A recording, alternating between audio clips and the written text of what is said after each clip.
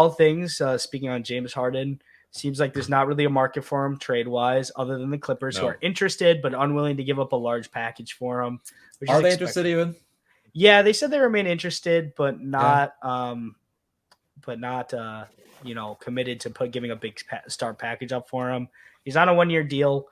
It's going to be very expensive to bring him in for one season. So, yeah, And a possible rental. Yeah, possible rental. Even though I think wherever he would go, he'd probably, if they were willing to sell and sign him to a reasonable 3-4 year contract, he would probably stick around because that'll probably be his last deal before it's kind of over for him. So, yeah. James Harden, he's just such an enigma of a player in the sense that it's not very often where a player with a prime as good as James Harden's, his legacy is we just don't know what it's going to be. Like how will James Harden be remembered? Really? Like it's just it's so confusing with them. Like I don't know what to think. Yeah, it is very I think James Harden's always going to be a very polarizing player. I think it's going to be one of those things where like you really had to understand what he provided to the game of basketball as a whole and to the franchises when he was there. I think I can compare him similarly to a guy like maybe Charles Barkley, one-time MVP, and he was a crazy, crazy high-level player. But people don't really remember him because he was overshadowed by other great players of similar, positions. Charles Barkley playing in the 80s and 90s, it was, Jordan, Shaq came in then, and then it was, there's all the other Hakeem. And then it's like for Harden, it's the same thing. He was a crazy, crazy player, top 3 to 5 player in the league at one point for a long time, actually. But he's always going to be overshadowed by other guards of the time, like Russ, unfortunately, which everyone loves Russ, though. Who doesn't love Russ? Steph Curry, obviously, top 10 player of all time, changed the game forever. Even guys like I think unfairly compared to because they aren't going to be on the level of him, like a Kyrie Irving, because everyone loves Kyrie and his game. And he also was very successful. He won a championship. He has one of the most iconic moments in NBA history. So sadly, I think, he'll be overshadowed and people won't really appreciate what he did for the game of basketball. But, hopefully he can be remembered as the great player that he was. So yeah, but I also just think about like the multiple playoff meltdowns and disappearances from him, and what is now like the third trade request in 3 years. I don't know. A lot of what James Harden's career is turning out to be just rubs me the wrong way. So yeah, it's fascinating to think, I guess, in my opinion anyway, like what kind of legacy James Harden is carving out for himself right now, and what it's really gonna look like when it's all said and done. Yeah.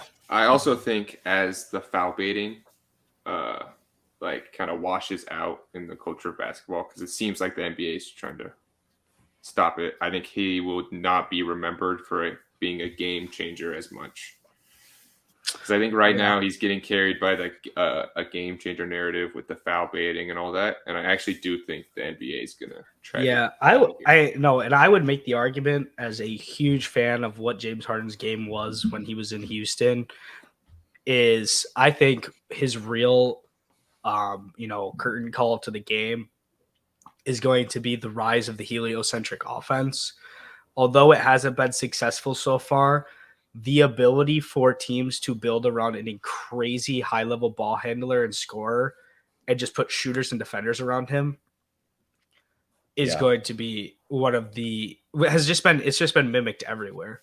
Regardless of how the successful it's been, it is the key of winning a championship, at least.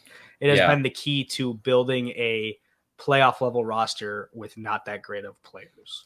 And even though it hasn't been successful, like in terms of making the finals or winning a championship, in 2018 they were damn close. They would have won it. They were damn close. If Chris Paul didn't get hurt, I fully believe that they would have won it. They were up 3-2. Chris Paul got hurt, and it was just wraps from then. And missing 27 straight threes is like a statistical anomaly. that like the It chances of that hasn't happening with happened that since. team. It literally hasn't happened No. anywhere close. I think the closest was like 20 something, and it was like a bottom feeder team, like one of the worst Yeah. 3-point shooting The- teams in the league. The odds of that happening are like they're extreme. And They are really what you extreme. can lead to that though is because CP3 wasn't in that series at the end of it. CP3 was the change of pace guy on that roster. Mhm. He was the only one on that roster who was working mid-range. He was still at a very, very high level creator for himself and others. Yeah. Which is just it would have been different. I think they probably could have won the game. No, But that yeah, game was you would have still slowed it down. close. That game was still close. Like they didn't get blown out because of that. No. And Harden I think ring culture dilutes a lot of careers. Yeah. Sadly. Oh, yeah. Because like you said, Ryan, Harden has been very successful. Very, very successful. He's had one of the most successful careers for a shooting guard in the NBA. But like people aren't going to remember it like that because he never got a ring, which just sucks. I would take peak for peak. I would take Harden over a guy like D Wade, but people are always going to feel like D Wade is always a better player because he has 3 championships and he's one of the most historic playoff guys. He has one of the most memorable playoff runs of all time. Yeah.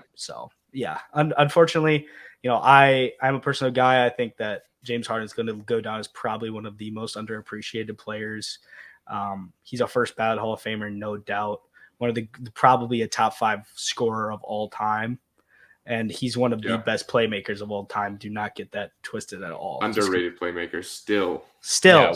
We're going to talk about that. somehow. We're going to talk about that in the rankings. We are going to talk about that. We are going to Gotta talk about that for sure.